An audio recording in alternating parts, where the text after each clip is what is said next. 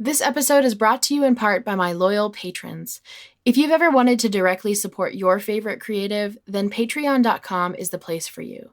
I consider my patrons to be my small army of support, especially when I'm in need of extra bravery to keep doing what I do. Patreon has a very attainable mission to help every creator become sustainable. And for that, creatives everywhere are so grateful.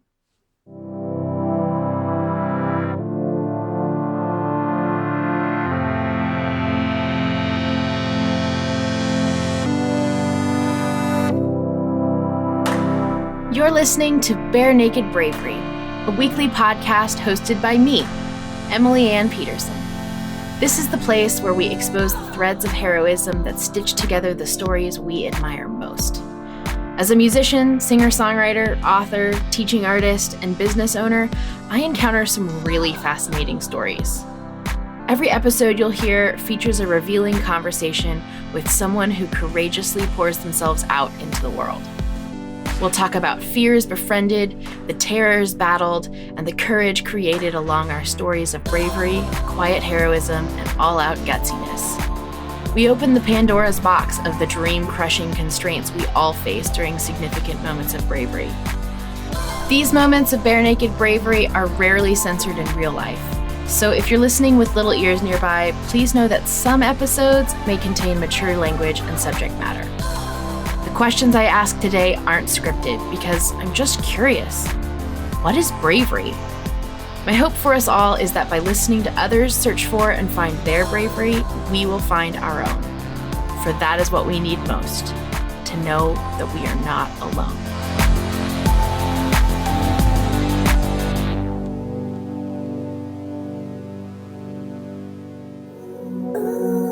The best way you can support the show is to share it with a friend or two. Send them an email, text, or tweet. Tag them in one of my Instagram posts. My handle's Emily Ann Pete. Or leave us a review on iTunes. It takes seconds and can be done from your phone right now. Bottom line, we need more bravery in the world. So let's be brave together.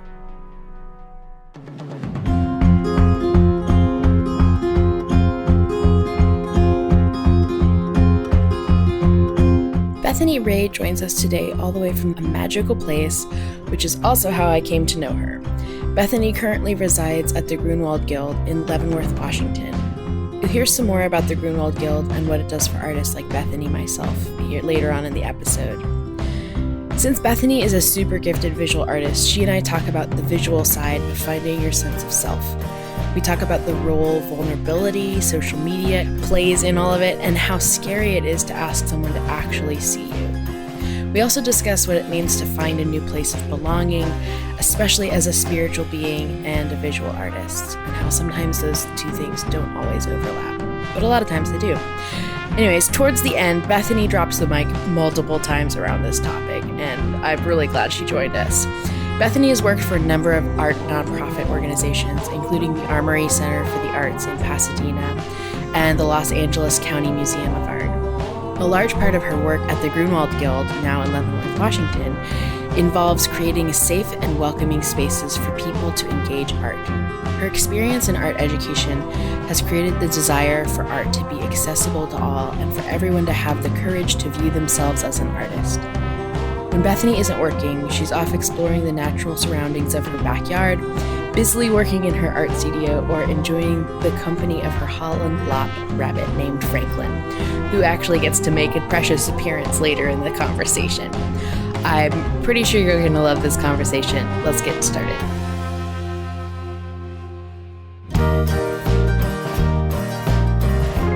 Okay, are you ready to get naked? Let's get naked. You're totally wearing clothes. Oh my gosh. You're my clothes on. Yeah. So Bethany, tell me what you've been up to art-wise lately. Oh, art-wise. So lately I've been doing a lot of these watercolors based on they're basically self-portraits. And I think it's the stuff that I saw earlier. Yeah, I don't know if you the lines. Uh-huh. Oh, so cool. Yeah, so it really started from digging up childhood photographs and kind of engaging with those in, I would say, kind of an intimate way. By using the lines, I'm able to spend more time with them. And it also... How would you describe it? Like, you basically take the photo or the image and... So what how do you, how me, does that work? How do you describe something visual to an audience of oral? Okay, so what I do is I take the original photograph and I put it through Photoshop, and I end up splicing it into about 1/2-inch grid lines. And then I separate them about, I don't know, 1/4 inch away from each other. So that way they kind of create this elongated grid. Okay. So the image gets kind of stretched out. Yeah. Cool. Does that help? Yeah, it's like you take horizontal strips of the image and space them out on. But you're doing that with watercolor, not with Photoshop. I'm doing it watercolor. Yeah. So what I do first is I take it through Photoshop, and then I print it out, and then I reproduce the image through watercolor. So I use that as a reference when I'm painting. But in painting them, what makes it different, though, and what surprises everyone, is that I paint them line by line, and I don't like tape down each section and then paint over it and then remove the tape, because there's something about the methodical process of painting each grid and then seeing the image kind of evolve and form through that process. Wow. So yeah, there's something about that way of painting that allows me to almost spend time with that memory, almost like I'm excavating something from my childhood. When you were doing that with photos from your childhood, what came up for you? I now see, looking back on the beginning of those, that I was trying to spend time with the little me. And I was almost like trying to figure out who that person was and how do I meet her again and get to know her again. So there was this desire of, your child self that somehow got left behind somewhere, and me wanting to bring her back in a way. But I felt like you can't bring her back all in one whole. So it's like you have to work almost piece by piece to regain that person. And I just got goosebumps. Yeah. It was a really special work that I'm still learning from it. So it's I made it last fall, so there's still a lot of kind of returning to it and then kind of putting it back under wraps and returning to it. So I'm sure I'm going to be learning from the work for a while.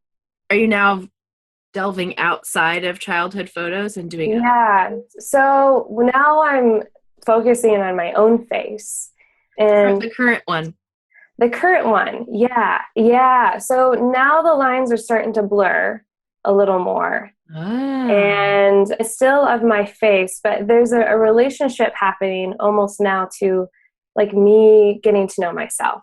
Like, what is it to spend time with your own face? And the same thing, I feel like I don't relate to myself as a whole. Like, I don't get me in the entirety. Like, I have to spend time with me. I got to spend time with my own face. And actually, I just recently saw an exhibition in Everett of Chuck Close. He's a visual artist who also spends a lot of time with faces.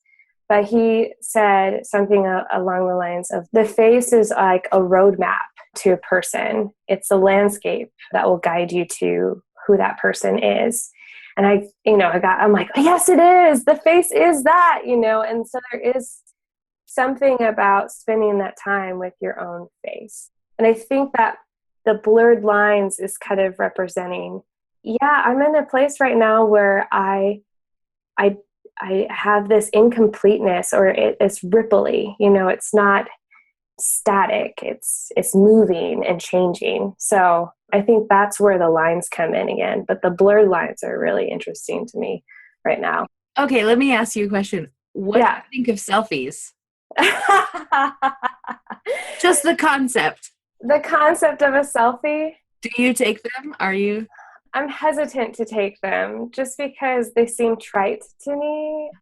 And especially because they seem poised and curated. So I have this resistance to selfies. Actually, when I choose, there's something about choosing not to photograph. I actually scan my faces. So Wait, so you like have your face down in the scanner and you're scanning your face? Yep. Yeah, there's something about I'm just getting that picture of you. Yeah, no, I scan my own face. Yeah, because I think it helps me lose control of the outcome. Definitely would. Right? And you're like up close and personal. It's like scanning, and it's going over every bump and every line and wow, the shape of your nose. And it's just like, it's about pushing back against the whole idea of finessing these things that show up. And so I like that. I like that the scanner is more, I guess it's more documented, it's more like a documenting versus taking in information versus something as finessed as a selfie. Yeah. So, yeah. But yes, I do scan my face. And I'm like, always you have a different kind of selfie. Totally. I should just put those up on my Instagram. Why not? Selfie number 1. Please do it. I actually think that'd be a great idea for an Instagram account. Just right. Scanned faces. Actually not a bad idea. You have so Bethany, it works at this arts organization that is very dear to my heart, the Grunewald Guild, and It's an arts community based out of the Leavenworth, Washington area. Mm-hmm. And so, Bethany, you have an enormous amount of people coming across the big room that has a photocopier in it. Oh, okay. Now this is a bit of a change. I don't photocopy. I've thought of that because it's a better copy machine, but I actually have my own scanner in. So it's not as bare naked as that. I still think it'd be a great idea. I know. Just have a whole wall of everyone's faces scanned in. Part of my project is eventually I would love to have people send me their scanned faces. I think that's something that would be great at some point. Okay, you're hearing it here first. If you want to scan your face, all you have to do is email it to me and I will forward it along to Bethany. Yes, and I will probably make a lot, because can you imagine if I had a lot of scanned faces and reproduce those as watercolors and had them, covering a whole wall? It would just, because there's something about me going, well, there's a relationship to my face, but then what's my relationship to other people's faces? And there is this kind of required intimacy when we're sitting across from another person's face. How are we looking at it? How are we responding to it? So I just wonder what in having all of these conversations about bravery, that is one thing that I've noticed is very different. Like, your view of your own bravery is so different than someone else's view of your bravery. That's very true. Usually you're thinking, I'm not brave at all, or like, this feels really scary. And that's all you can do, is just, you don't even have space to think that you're brave. Like, overcome by the necessity of the moment. Or the realness of the face in front of you, and then when you encounter other people who are being brave, that's all you can see is just, oh my gosh, you're just so cool. Yeah, that's true. It's funny how we think that no one, like, there's certain people who are out there that have no fear whatsoever, and yet I think that's so not true, and that everyone experiences fear, and also the fear of when they're sitting across from another person of being misunderstood or rejection's huge. Like, there's even a part of me where I'm like looking at your face on my computer going, gosh, I really hope that Emily Ann likes me after all this is said and done, you know? Like there is like still that bit to all of this of, am I doing this right? You know, you're kind of, you being the host, you're kind of a authority figure in some ways, where I'm looking at you and going, you know, I'm entrusting you with basically representing me and how you choose to edit that. So there's... Well, I hope that I do a good job of that, and I hope you reject it.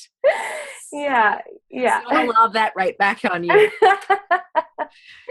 No, I really, like, that's one of the reasons why I want to talk with you, because I'm not a visual artist. I'm a sonic artist, right? Mm. But I do know that our society is so visually based right now. And bravery a lot of times is just what we see of someone else.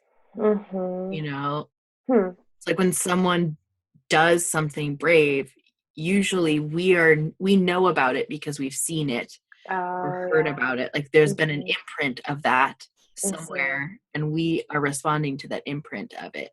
Are you talking about like social media type? Yeah, or just like a news story or an event that happens, you know, like we're hearing about it from a news source or a friend.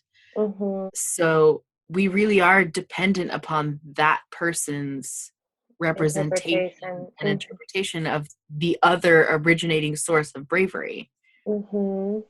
Yeah, it's very true. As you're talking, I mean, like the whole selfie thing, you know, I say it's finessed. It, you know, so how things are represented on social media now is like they're, you know, even just with, do people like, you know, the liking button, there is that now too. And so there is this kind of place of a weird sort of different definition of bravery now that exists in the social media realm of like, oh, I only got like 5 likes on, you know, and choosing to post up things, you know, that maybe are not, I don't know, there's a certain kind of bravery that happens with posting things that are not consistent with maybe a social media culture, you know, of something that maybe it's like, yeah, maybe I should scan my face and just put it up on social media, you know, because it's not glamorous. I'd like that. Yeah, I'm just like, oh, that's an interesting thought to think about, you know, like how even the whole thing on Facebook is heavily curated because we're so scared of misrepresenting ourselves. Because like now we're having to do a lot of that editing, and we are creating an advertisement for ourselves just by what we post. And so how are we advertising ourselves essentially? So yeah, oh boy, that there's a lot there. So that's a road that I definitely want to go down. I mean, maybe not as far down as we could go, but my background is in, you know, marketing and business stuff, and or some of my background. And then also the music industry really is just so curated. Like there's not a lot of live music happening now. The feedback loop that a musician goes through is sometimes like years long, you know. We're recording this right now the week that Frank Ocean recorded his album, and there were jokes about him acknowledging to BuzzFeed, like, yes, I'm aware of how long it's been since I released an album. Give me a break. But I think in regards to like coming back down to the visual elements of the feedback loop and the bravery that we encounter or put out in the world, do you think that it's more or less? I mean, I know your answer already because you kind of have said it already. The curation, the higher the curation of the image, the less brave. Yeah. Well, I mean, there is, if you're going counter to that, you know, you're basically seen as an outsider, or not an outsider, but it's just, there's a part of wanting acceptance, right? And so I think that I don't know. Yeah, I would just land with the whole part of wanting acceptance so much that the more that things are being curated, the more that people are just going to follow that trend. So, but yeah, I don't know what to I don't know what to do with that, because I guess what I'm landing on right now is having to keep up with your own image, and that is so defeating. And then having to keep up with everyone else's image, which is absolutely defeating.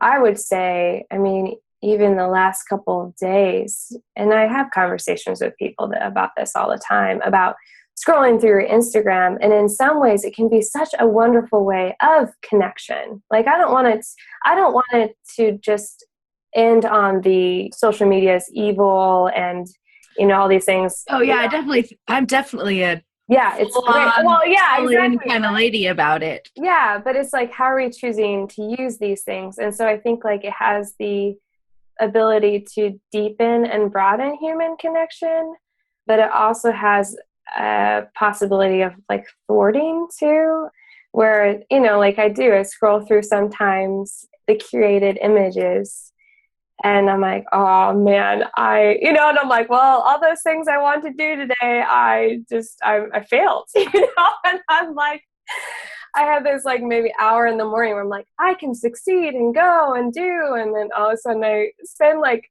5 seconds on Instagram and I'm like, nope, I can't, I'm terrible. Like, and lately I've been laughing at myself, like, how in the world does this happen? So it's like looking at the perfectly laid out outfit on the bed. Yeah, exactly. And going like, oh, my outfit doesn't even look good. Yeah.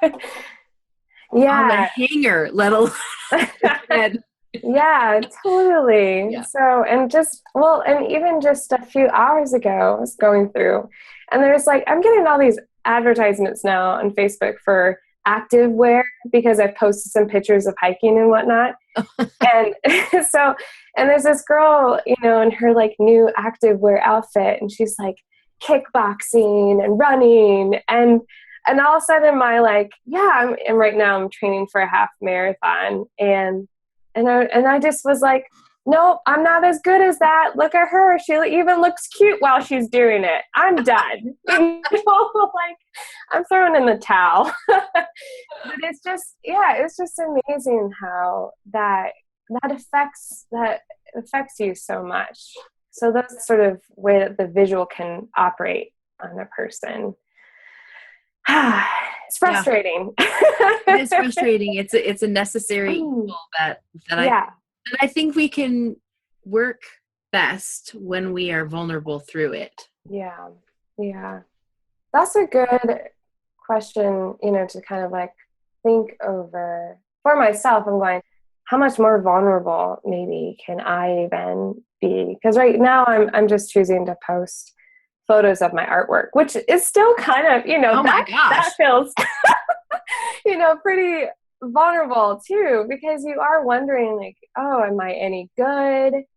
I realize there's the one moment that you spend getting up and actually doing your work and facing the art. And that's a whole kind of wrestling in itself. But then there's the part of wanting to be seen and recognized. So to post images on Instagram or, creating a website and letting people know that exists is so vulnerable. So I have a quote here that's like on a Post-it note next to my desk, and it's by the poet David White. Oh, yes. I know. We both roll our eyes. We're like, yes, he's so good. Where he says, the act of being seen can become one of the most ultimate vulnerabilities of all, because one of the corollaries of being seen is that you are heard. And I mean, it's on a Post-it note next to my desk, so I obviously resonate with that. Yeah.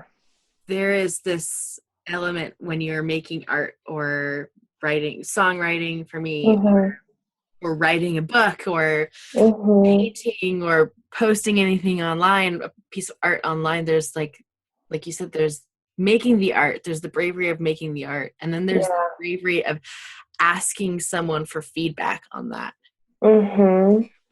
Again, I just, when I was looking over kind of your questions, the interview questions that you had, and just thinking before talking to you about bravery, I realized it all comes back to like human connection and wanting to be seen and heard. And so, and people, I mean, I think especially for artists, the way that we feel like we are really seen and heard is when people engage in our art.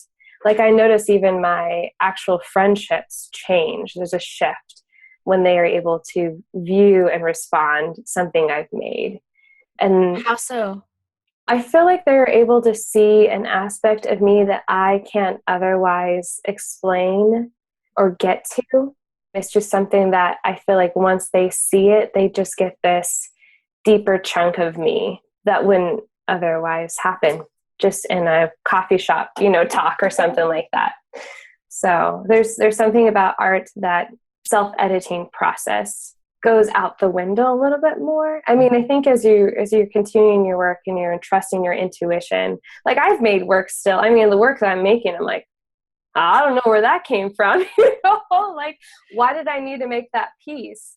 But there's some sort of like, I'll never forget. So one of my good friends, when I came back from the guild with a fresh set of songs, and she hadn't really heard me do any songwriting before, she sat down and listened to one of the songs. And when I got done with it, she goes, well, it's undeniable. You're a romantic. Oh, that's so interesting. And I know. And she said it as if like, like we're on to you. You've been trying to hide it from us, but it is so plain as day that you are total romantic. And I remember feeling like, oh, wow, I wasn't intending for you to see that part of me, but I can't deny it either. Mm-hmm. Yeah. And it's like, I think we're sneaky. Like our art is sneaky. It kind of, things that we try to repress in ourselves, that's going to come out in your art. And that's why art is also scary. It's because sometimes what comes out, we're like, oh shoot, I let it out. How do I feel like put that back in the jar as quick as possible? Well, and to some degree, it's like toothpaste. You can't quite get it back in the tube. So. Well, it's out now. Yeah, I have that experience a lot with my art. Is someone will have this very small like comment, and I'm like, really? Like that's what you see? Like, it's interesting. Like I made something slightly smaller and someone saw, they're like, it's almost like the hand of a child, and this was right before I went into kind of my childhood photographs of wanting to engage with that child self more. And like, oh, that's so weird that I just scaled down that size of that hand just without really thinking about it. And yet that scale shift was huge because there was obviously a need for me to bring that kind of subject matter up in my work. And so it's really, truly amazing when and it doesn't really matter what art form you're talking about, clearly, because you're visual and I'm sonic. Yeah. So it's really amazing that you, as the artist, you're in control of the end product, yes. But there's also a great deal that you are completely not in control of. Oh, yeah. Yeah, because, people still ask me, like, why are you doing the grids? And I'm like, I have some thoughts. Like right now, even telling you, I'm like, yeah, I have some thoughts. But it is its own kind of animal in some way that you just have to trust and go, I don't have all the reasons in the world for why I'm doing this, but I trust that it's going to get me to that next step and that sort of next discovery. And I notice it does shift as I shift and it grows as I grow. And I'm starting to see more of that now and starting to really trust even that process.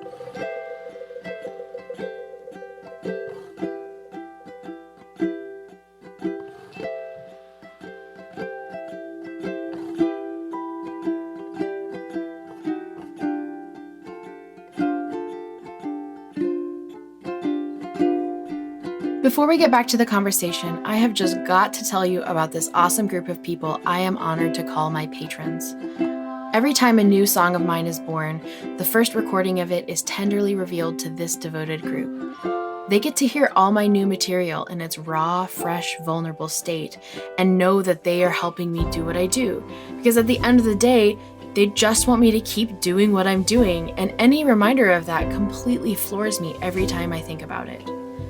All of this support occurs through a website called patreon.com, which was started by this guy named Jack Conti, whose very attainable mission is to help every creator achieve sustainable income. In a world where artists are seen scrambling for pennies squeezed out of an expiring and broken economic system, the folks at Patreon have brought us back to what all creators used to do. Patronage is not new. But unlike a lot of popular crowdfunding sites out there, Patreon enables creators to receive support on a regular basis. The great thing is that my patrons set their pledges to whatever amount they feel comfortable with, which means patronage fits every budget out there. And of course, you can cancel at any time.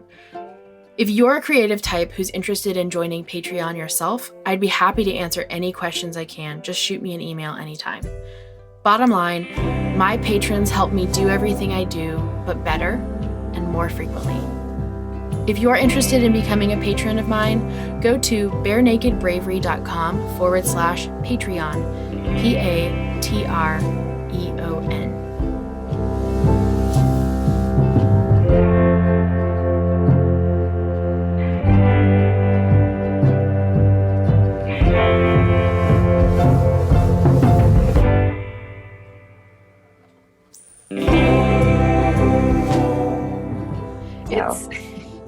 I'm just laughing about how the toothpaste and the art situation, and how that the same thing happens when you're being brave. Like, or someone goes, "Wow, you're being so brave." It's a little bit like, "Oh, I didn't mean, that's not my intent. It wasn't my intent really to be brave." But somebody points it out, and you're like, "Oh, I can't make you unsee that." Yeah. Whether you want them to or not, you know? Well, and it's one of those, places where you feel like, you feel kind of caught, like, gotcha, you know? Yeah, but it's important to note those places. It really is. Okay, so let's talk a little bit about some of your most brave moments that you remember. Well, honestly, the one that I can think of is just in this last week. And so the Grunewald Guild, we go through a pretty intense 8 weeks of summer programming. And I noticed different places where Can you tell us a little bit more about the guild and like what it is?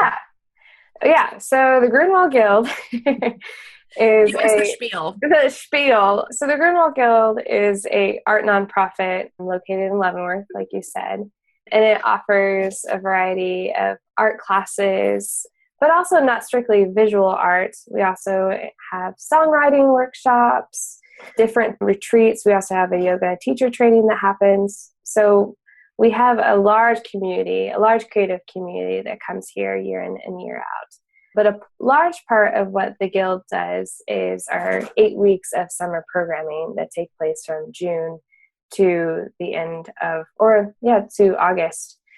So from that time, Which basically means, you guys, that every week or each week at the Guild for 8 weeks, there is about 3 to 6 classes happening at once. Is that correct? Well, 2 to 4. Okay, so 2 to 4 classes. Not that, not that big, but 2 to 4 classes. Yeah, and they range in everything from ceramics to weaving to painting and songwriting, poetry, writing, yeah. So there's a lot going on, and it's beautiful because I get to see people show up. But I think a big challenge in being here week in and week out is showing up myself. And so the final week of summer programming, I actually wrote out on a sheet of paper. It was a little community project that we did. We wrote out on sheets of paper something that we want to be remembered by. And I wrote down, I want to be remembered by showing up. Because sometimes I feel scared of showing up, of expressing my art, of saying what I want to say and being vulnerable with the people who come through. So that week I was like, I really want to show up this week. And so I was able to take an art class during that time too. And I felt like I was able to show up in that class. I expressed a lot of sort of the wrestling I was doing with the painting, and where I just was at, and where I was at was frustration and of a lot of not knowing. Yeah, so it was really beautiful the way that people came around me in that time. And I was afraid, oh my gosh. So no! He's gotten into his food bucket. Hold on. That's hilarious. So you guys, Bethany has this precious bunny. He's got the loppiest little ears. Oh, he's gotten so big too. Oh, he's so cute.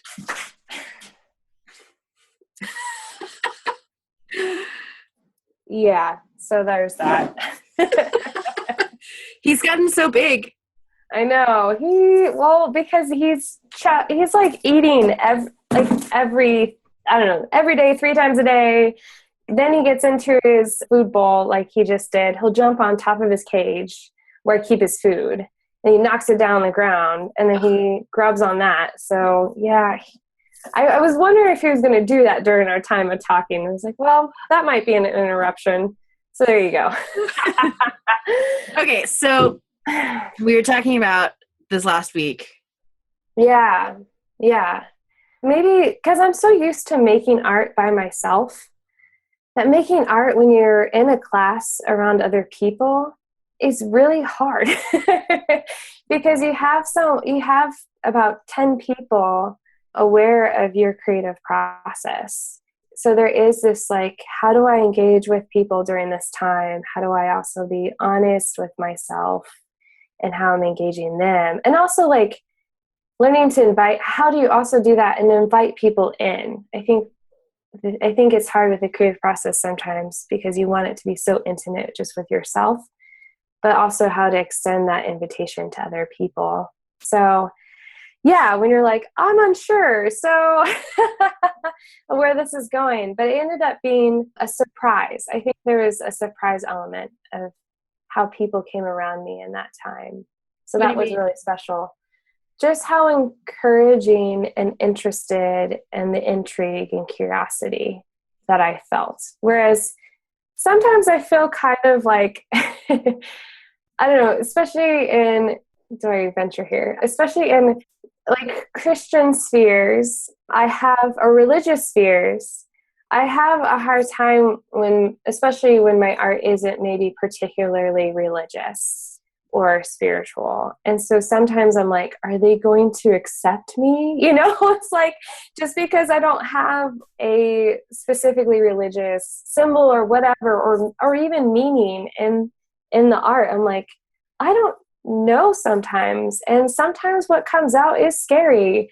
And so having people see that process is really hard. But I was also just surprised at how curious that people were and accepting too. So that was huge. I will say that is one thing that separates the Grunewald Guild from any other faith-based arts organization. Yes. In my experience of the guild is very similar to your last week. I was applying for artist residencies one season and applied for a whole bunch, like 10 at once. And like the world does, only one responds, and it's the one you need to go to. Yeah.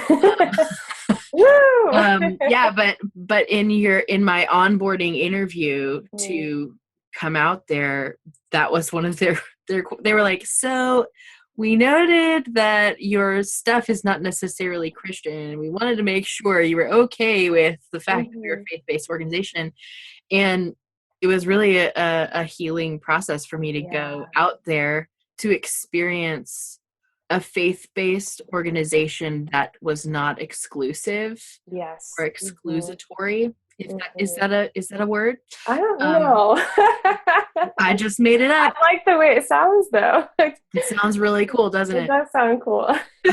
So yeah, I think there's something to be said about making art in a safe place and being brave in a safe place. There's not a lot of places where you can be brave and you know you're being brave, but you also know you're safe. You're safe. And there's not a lot of places where those two come together. Environments come together. Yeah, and I would say that that's been an incredible learning process at the Guild, is that every time I think that there's like some form of resistance, I'm like, oh, well, I don't know if I'm going to be accepted because X, Y, and Z. I always find myself surprised. There's always this like surprise that comes along. And that's just shown up over and over again, even through the art that I'm making. Because actually that was one of the first conversations I had with Sarah Jane, our program coordinator and director. And she and I sat down one night and I was like, so if I don't make like Christian specific work, is that going to be okay? And she was like, oh yeah, of course. Like, we want you to have that kind of freedom to explore and really get into the process of your art making. So that just like initially when I came for my artist residency, to have someone say that was huge. Underneath all that is like, do I belong? The question of, do I belong here? And are these people going to like me if I do something that's kind of oddballish? And so every time I do something here, I'm like, yeah, I'm scanning my own face, and making watercolors out of it. And then, but every time I'm like, oh, I'm going to get kicked out now, like, because this is just weird. Belonging is such a huge topic, first of all. Yes, it is. But it is something that we crave, which, you already touched on it with social media, that we want some sort of acknowledgement that we belong and are doing the thing we need to be doing. We want the affirmation that, yes, good, go, do. Yeah, I think that's underneath. I would say a lot of my pursuits is you go from job to job or situation to situation and you're like, okay, do I belong here? Oh, shoot, do I belong here? And I think for me, finding the Grunewald Guild was feeling like I had arrived somewhere that felt, like home in a sense. Because like home is kind of your, I don't know, I think go-to word when you find a place that you belong to. But for me, I think it's because every time I show up, in the way that I want to show up, I'm always surprised at how I actually am received and accepted. And that's been incredibly healing because I'm like, oh, I don't have to dress myself up in a way or dress my work up in a way for it to be seen and heard. Like right now, I feel so honored to be having one of my pieces in our traveling art show that's happening right now. And that's actually entering religious spaces, to be chosen for that is huge, especially because that my art in some ways in past times, I never felt like it belonged in a religious setting maybe. Yeah, so that was just a step forward for me going, oh no, I'm not excluded in any way. This is somewhat an off-the-wall question. Yeah. Has there been a sense of belonging that has surprised you before? I think other than the Guild. I was going to say, I think I've kind of described it. I know, but other than the Guild. I would have to say it's been difficult because belonging means your whole self showing up. Yeah. And I think a lot of my life has been, well, this part of me can show up here, but in order to, like the artist can show up here, but the more spiritually minded and directed person can only show up in these kind of spaces. And then there's my community life, which is just separate from all those. So I think for a while, I have felt like my life has been very segmented into different parts. So yeah. How cool is it that all of your artwork itself is coming in? Yeah. Also. Yeah. The lines are being blurred. Yeah. Yeah. And I think that also that may have to do with, recently I've been thinking a lot about, what are these things in ourselves that feel like contradictions? And how, instead of going, okay, this part of me can show up, but that part of me definitely not. And we need to fire that part, It's just like, whoever that voice is, he's out, And lately I've just been like, well, how do I kind of bring in this whole cast of characters and allow them to all play a part?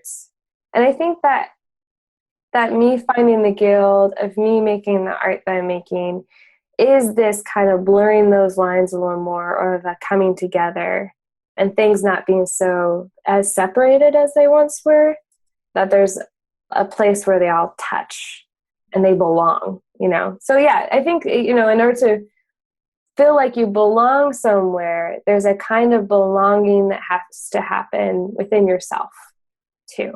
Just drop that mic. Yeah. Yeah. So yeah, I feel your environment will reflect how you see yourself and how much you belong to yourself. So yeah. I'll drop the mic. Just walk away. That's all I need to say. That is really phenomenal. Okay, so what would you have to say to somebody who does not belong? Yeah. Well, I think based on your question, that sounds more of like they feel like they don't belong in their environment. Yeah, like they're seeking for that belonging and they are not finding it in their lives. Yeah. What would you say to somebody who? I would say just trust your intuition and begin to find the places that make you feel alive and follow that, and really be honest with yourself about the places that don't make you feel alive, and be brave enough to make changes and know that you have choice, that you have the power to choose, and you're not stuck, you're not a victim. So I think that in order to feel like you belong to yourself and to others, there needs to be, I think it begins really with yourself. And honestly, like I've been in the middle of this journey, and sometimes it means eating an ice cream cone, like as simple as that, of like, how are you nourishing yourself? How are you just finding that place of enjoyment and taking care of yourself? And I think once you start doing those things, the rest will kind of follow after that. Yeah, I don't know if that makes sense. But it totally does. I think there is something about finding joy and finding the places that nourish, and really paying attention to those places. So yeah, it's like you're turning up the volume on both the enjoyment, and the not enjoyment. Yeah, exactly. And like stop, because I'll do this all the time where I'm like, well, I'm just not looking at it, in the right way or with the right perspective. And maybe if I just change this about myself, like I tend to place the blame on me needing to change something, or like to deny myself something in order to feel like I belong to a place, or I'm not doing something right. And I think that's a great disservice to your intuition. That's like, this alarm going off going, something is not right and it needs to change. And so I think a person can really, you can trust your intuition. It will tell you what you need to do and where to go. Yeah. I agree. I totally agree. Mm-hmm. Well, thank you for joining us today. Yeah, it was fun. Doesn't the time fly? Yeah, that wasn't too bad. That wasn't too painful. You were all scared about how vulnerable we were going to have to be. We got pretty vulnerable though. Yeah, it was good. Yeah, now everybody knows I scan my face. So awesome. So that's our show this week. Thank you for listening. Again, we've put all the links in the show notes for today's episode. You can just go to that by going to barenakedbravery.com. You'll find the episode there. And beyond the adult coloring book, which is always available for you to download for free from barenakedbravery.com/color, Your brave takeaway from today's show is to find that one random thing that will bring you nourishment. And I'm talking holistic nourishment for your whole being, not just health-wise. So ice cream cones do totally count for this. Just take a moment today and ask yourself what would really nourish you. Then take a small or big step towards doing that. Pretty simple, huh? We'd love to hear all about your favorite parts of today's Bare Naked Bravery. You can find Bethany Wray and myself on Facebook, Twitter, Instagram, and more. And all of her links to her website and some of her awesome work, you can see some of the latest pieces that she's done. They're all on our show notes. So you can, again, just go to barenakedbravery.com and find all of that there. And if you enjoyed listening to this episode as much as we enjoyed making it for you, then please give us a review and rate the show in your iTunes desktop app or on your podcast app on your phone. It really does help us out a lot, and all the bravery that Bethany and I shared and talked about, it deserves to be spread as far and wide as possible, and you are a part of that. If you're digging the music in today's episode, that's because it's brought to you by my friends at Music Box Licensing, a premier music creative agency dedicated to finding and crafting unique soundtracks. To find out more about all the artists and musicians and other sponsors of the show, please visit barenakedbravery.com/sponsors. I'm really looking forward to being with you next week. We have some awesome things in store. And until then, I have one message for you. It's this: be yourself. Be vulnerable, be brave, because the world needs more of your bare naked bravery.